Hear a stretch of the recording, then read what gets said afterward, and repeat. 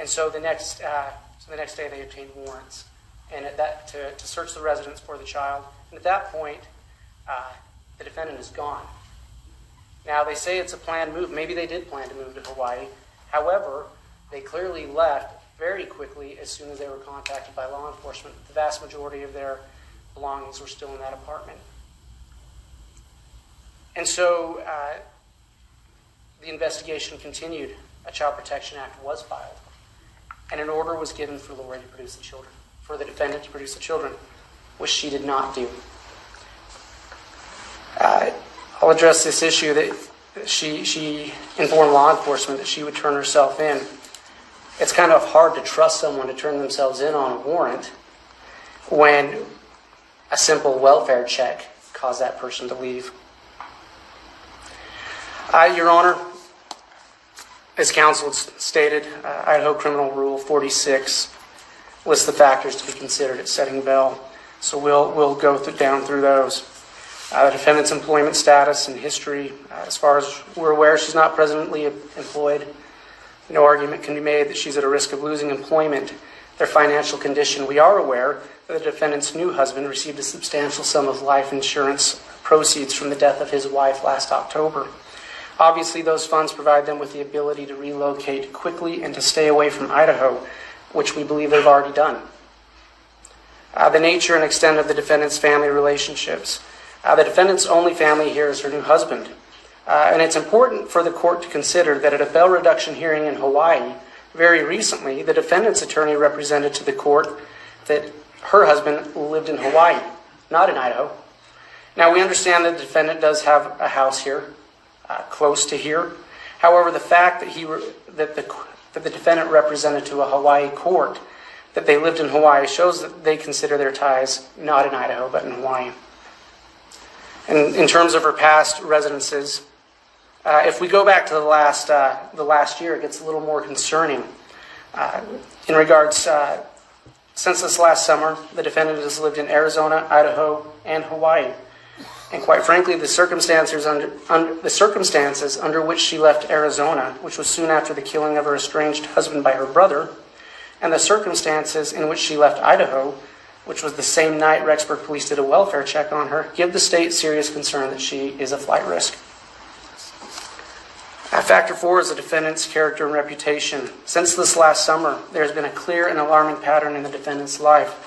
There are literally 3 active investigations of suspicious deaths that she is related to. And I want to be clear, Your Honor, we're not saying she's been charged in those. And we're not saying the court should treat her as such. However, she is related to each of those deaths, and it is alarming to the state. As we've said before, Your Honor, the defendant tried to mislead Rexburg law enforcement about the whereabouts of her children. In furtherance of that, she tried to convince a family friend to tell the Rexburg police that the children were with her in Arizona, even though they weren't. And that, Your Honor, the defendant has a history of defying court orders. In the child protection case associated with this case, she refused to produce her children as ordered. In a 2009 child custody case in Travis County, Texas, the defendant was found guilty of 7 different counts of civil contempt. Factor 5, the persons who agreed to assist the defendant in attending the court at the proper time. Again, Your Honor, that's pretty much limited to her new husband. And due to the fact that he and the defendant left so abruptly before, we don't have a lot of assurance from that.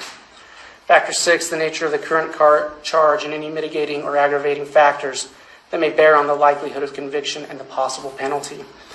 In regard to those factors, Your Honor, the state would first point out the language of Idaho Code 18401, which states that it is a felony for anyone having a child under the age of 18 years dependent upon him or her for care, education, or support, who deserts such child in any manner whatever with intent to abandon it is a felony. In any manner whatever. That's a broad statute, Your Honor. It's broad because it deals with protecting children. So the aggravating factors bearing on the likelihood of conviction in this case include the following: that the defendant established a residence in Madison County, Idaho, with 2 minor children. Those children ended up being reported as missing, and the defendant left the state without them. The defendant defied a court order to produce those children. One of those minor children is only 7 years old and has special needs which require medication and medical attention.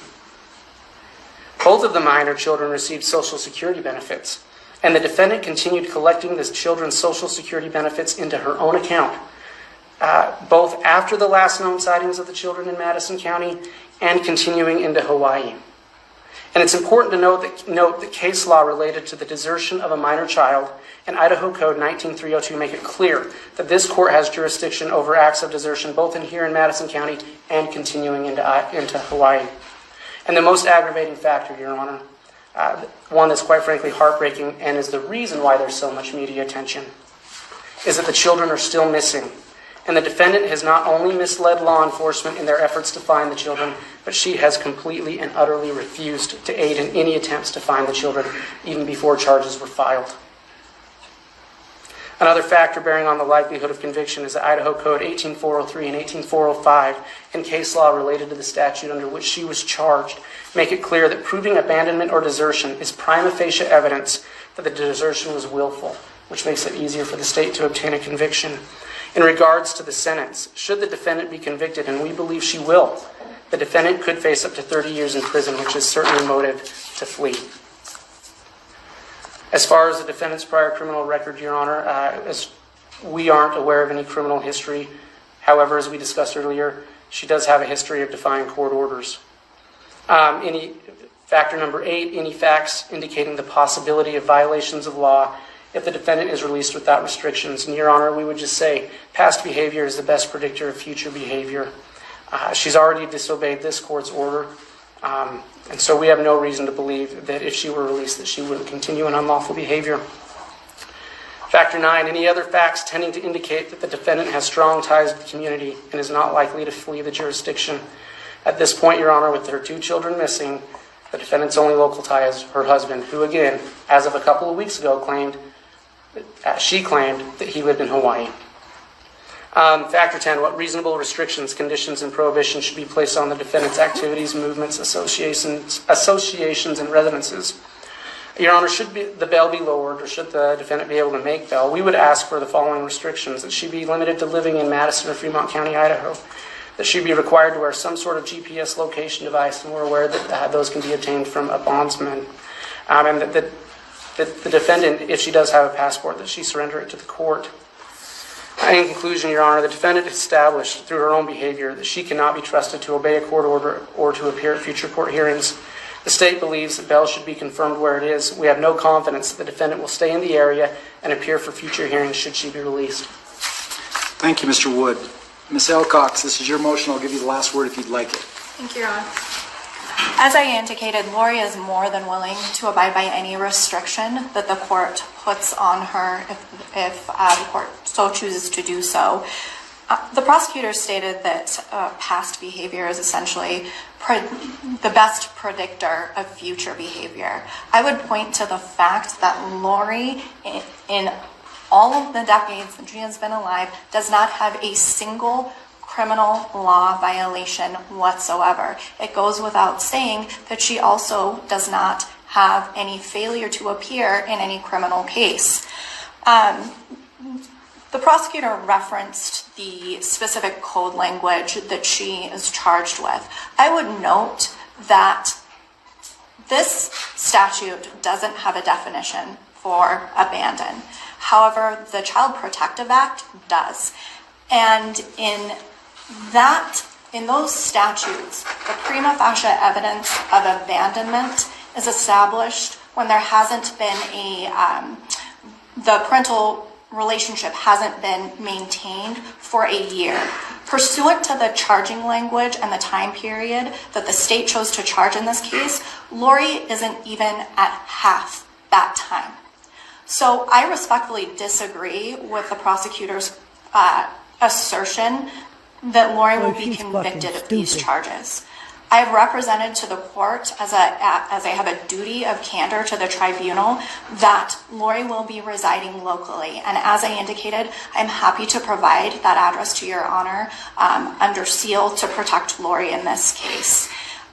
The prosecutor has gone through a litany of allegations for which she is not facing any sort of criminal charges whatsoever, and not criminal charges in this case. those should not be considered by the court for purposes of this case and setting bond pursuant to Idaho, the factors listed in Idaho Criminal Rule 46. We would ask that you grant the defendant's request and set bail as requested in this matter. Thank you, Ms. Alcox. The court has listened carefully to the argument of both the state and the defense. The court has reviewed in detail and in full Rule 46 of the Idaho Criminal Rules. The court has also reviewed the Idaho Bail Act, Title 19, Chapter 29, specifically under 1929-04. It designates that the court may release a person on his own recognizance or set an amount of bail and may impose any conditions of release. In making these determinations, the court shall consider the following objectives. Number one, ensuring the appearance of the defendant. Number two, ensuring the integrity of the court process, including the right of the defendant to bail as constitutionally provided. Number three, ensuring the protection of victims and witnesses. And number four, ensuring public safety. The court has taken all four of those factors into consideration, as well as all 10 factors under subsection C under the Idaho Criminal Rules 46. And based upon the argument that I've heard here today, the court is going to reduce bail. I'm going to reduce bail to the amount of $1 million. I recognize all of the factors that have been looked at here. One specific thing that the court notes in setting such a high bail amount is that there is a pending court order, and to my knowledge there has been nothing set forth regarding obedience to that court order pertaining to lining the court out with information on where the two children are at the Department of Health and Welfare or at the Rexburg Police Department. So with that, bail will be set at $1 million. If bail is posted, there will also be the following conditions that are ordered. Number one, there will need to be a waiver of extradition signed from any and all jurisdictions to be brought back here before the court. Number two, I'm going to require that Ms. Daybell not leave Bonneville, Jefferson, Madison, and Fremont counties. If she were to leave any of those counties while this case is pending without permission or authorization from the court, that would be a violation of the terms of bond and release. I'm also going to order that there be an ankle monitor that is placed on the defendant. That will need to be all lined out before she's eligible to bail out. It will be monitoring 24 hours a day, 7 days a week as to where the defendant is. And then lastly, I'm going to order as a term of any release or bail that the defendant appear for all court appearances, that she maintain contact with her counsel, and that she abide by all the laws of this state, this country, this county, and this city. Mr. Wood, do you have any questions about my ruling regarding the reduction of that bail? No, Your Honor. Ms. Alcox. Just briefly, Your Honor, does the court have a specific form for the waiver of extradition you would like us to use? I think the jail has one. Does the jail have a form that they have? If you'll communicate with the jail, I think they do have a form. If not, why don't you submit the one after you've gotten approval from Mr. Wood? You can submit that after she signed it, and the court will review to make sure it meets my satisfaction. Yes, Your Honor. And do you have, would you like us to coordinate setting up the ankle monitor through the jail, or do you have a specific agency you would like us to use? You can coordinate with the jail and or the sheriff's office. They'll know that information. They may have someone that they usually use. I'm not sure of that. If you have a preference, you could provide that information to them. And if there's an issue, it can be brought before me for my approval. Any other questions? No, thank you. I believe that takes care of everything that we're here for today. In a moment, I'm going to leave. When I do that, the audience is going to be asked to rise. I'm going to leave the courtroom. After I leave, I'm instructing everybody to be seated again. There will be the removal of the defendant from the courtroom, and then everybody will be excused row by row pursuant to court personnel here today. With that, we'll be in recess. All right. can't believe this bitch's bond was reduced. She's a fucking flight risk. What the hell is Idaho doing? She won't even tell where the fuck her kids are. But they reduced her bond? Nah, man. She can cut that fucking monitor off. That pisses me off that her bond was reduced. And she walked by her son and didn't even acknowledge him. Oh shit, look at Larry. Larry got a kick out of that.